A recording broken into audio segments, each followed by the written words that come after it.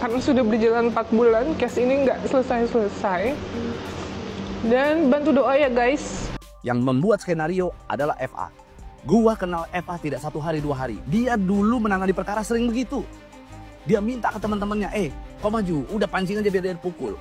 Saya punya rahasia dia satu ya, saya info aja biar teman-teman tahu ya.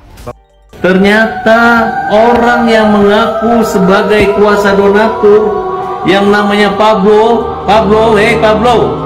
yang menyetujui sumbangan ke NTT melalui podcast dengan Denny Sumargo, Novi dan Gary, hanya 2 orang yang memberi kuasa donaturnya.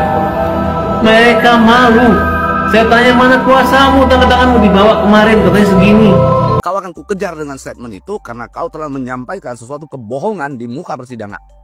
Jadi itu adalah satu perbuatan yang bisa untuk kau pertanggungjawabkan di kemudian hari. Tidak ada lagi yang perlu dibahas, tidak perlu lagi diramai-ramaikan, kecuali memang orang yang pengen dapat pamor terus-terusan muncul di media hanya untuk menunjukkan bahwa dirinya itu terkenal, kan begitu kan. Nah itu mungkin lah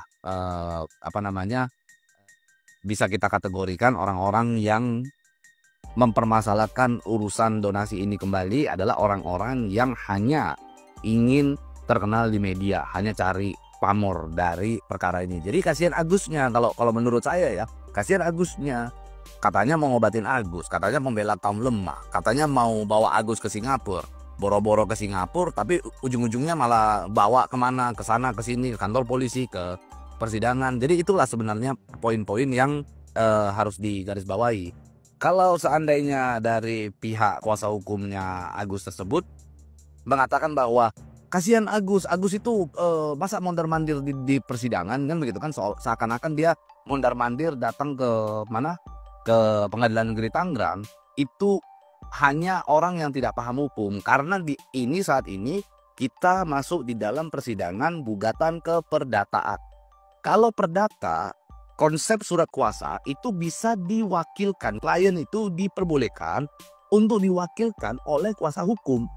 Jadi sebenarnya Agus kemarin nggak datang pun nggak ada masalah, tapi diwakilkan oleh kuasa hukumnya. Contoh, kemarin bisa kita lihat Kemensos diwakilkan oleh kuasa hukumnya. Menteri nggak hadir kan begitu. Lalu si kuasa donatur dari pihak tim saya, apakah donaturnya dihadirkan? Tentu enggak. Lalu ada dari pihak yayasan, katanya Disna hadir, meskipun saya nggak tahu tuh dari kuasa hukumnya yayasan tersebut kuasanya dari siapa. Karena kan setahu saya Novi sudah tidak lagi menjadi ketua yayasan di sana. Saya juga nggak paham tuh. Tapi yang pasti dia di situ mengaku sebagai tergugat 3, yaitu yayasan. Artinya nggak perlu ketua yayasannya juga yang hadir.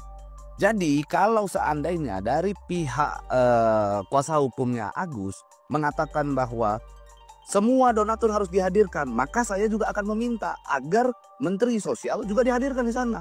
Jadi kalau Menteri Sosial dihadirkan di sana, baru selesai, baru fair. Jadi semua prinsipal datang gitu loh. Jangan cuma ngomong saja gitu. Jangan nggak paham tentang perdata, tentang keperdataan, lalu membuat opini-opini yang tidak baik di mata masyarakat yang tidak ada edukasinya begitu. Di sisi lain, kemarin ada satu kekeliruan dari FA ya. Dia menyebut di dalam ruang persidangan, dia sampaikan, dan dia sudah berulang kali, saya sudah tandain, saya sudah menjadikan ucapan tersebut sebagai ucapan yang perlu untuk saya lakukan tindakan atau upaya hukum tegas. Begini, dia sampaikan di dalam ruang persidangan, dia bilang kepada majelis hakim, keterangannya adalah di muka persidangan dia sampaikan begini, ini adalah pengacara-pengacara yayasan. Sebelumnya pengacara-pengacara yayasan, akhirnya saat ini menjadi kuasa hukum donatur. Saya garis bawahi, saya tidak pernah menjadi kuasa hukum yayasan. Kalau kau tidak bisa buktikan bahwa saya adalah pengacara yayasan, maka kau akan saya kejar sampai manapun. Oke? Ditambah lagi, kalau dia bicaranya pengacara-pengacara, berarti bukan cuma saya sendiri, tetapi ada kuasa hukum lain atau pengacara lain yang menjadi kuasa hukum yayasan, yaitu dalam hal ini yang ada di dalam kuasa donatur. Pak Risman, Pak Dodi tidak pernah menjadi kuasa hukum yayasan. Sehingga hari ini kau akan kukejar dengan statement itu karena kau telah menyampaikan sesuatu kebohongan di muka persidangan. Farhad Abbas lagi-lagi membuat heboh netizen kali ini. Ricuh sidang kemarin menarik perhatian Pablo Benua karena Farhad Abbas sudah terang-terangan menyebut nama Pablo Benua sebagai otak daripada kisruh donasi ini. Tentu kisruh ini sangat disayangkan karena sudah terlalu lama kisruh ini berlangsung. Novi Pratiwi di sela kesibukannya sampai menangis dan ikut menyayangkan akan kasus ini yang tak kunjung selesai. Pablo mengatakan akan terus mengejar Farhad Abbas karena sudah mengungkap statement yang meresahkan dan tidak mengedukasi masyarakat.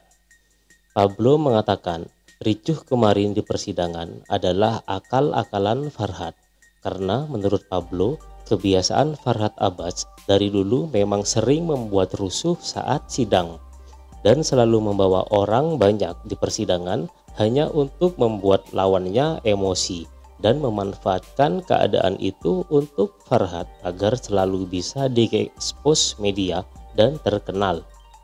Farhad yang hari ini tidak menangani kasus dimanfaatkan oleh dia dengan menunggangi kasus Agus ini dan Agus pun tidak akan pernah mendapatkan apa-apa. Agus kini akibat ulah Farhad tidak mendapatkan apapun dari kasus ini. Jangankan pergi ke Singapura yang dijanjikan oleh Farhad, pengobatan mata pun tidak Agus dapatkan, hanya sibuk mondar-mandir ke sana ke sini. Dan saya juga melihat gitu ya di dalam persidangan adanya kericuhan yang dibuat oleh kubu daripada FA ini gitu ya. Lalu ujug-ujug dia menyampaikan ke publik seolah-olah yang membuat kerusuhan adalah kuasa hukum donatur. Dia bilang bahwa kuasa hukum donatur tidak beretika karena gebrak-gebrak meja. Saya ingin beritahu kepada teman-teman untuk sebagai edukasi ya, bahwa di dalam keadaan persidangan kemarin saya mendapatkan informasi bahwa di kursi penonton itu penuh dengan orang-orang pendukungnya FA. Dan itu adalah kebiasaannya FA. Setiap dia sidang dia selalu ajak banyak orang. Dia selalu ajak banyak orang yang tidak berkepentingan untuk membuat kerusuhan di dalam persidangan, memancing emosi lawan agar lawan terpancing emosinya. Akhirnya dia akan mendapatkan poin plus. Saya kenal FA itu bukan sehari dua hari. Jadi saya tahu betul, saya paham betul siapa ini orang. Saya tahu betul bagaimana cara-caranya dia ketika dia menangani suatu perkara. Jadi orang-orang ramai di dalam persidangan kemarin itu orang-orangnya dia semua. Saya ingin sampaikan itu adalah orang-orangnya dia yang membuat rusuh, yang teriak-teriak, menyoraki proses persidangan. Di saat kuasa donatur berbicara, disoraki.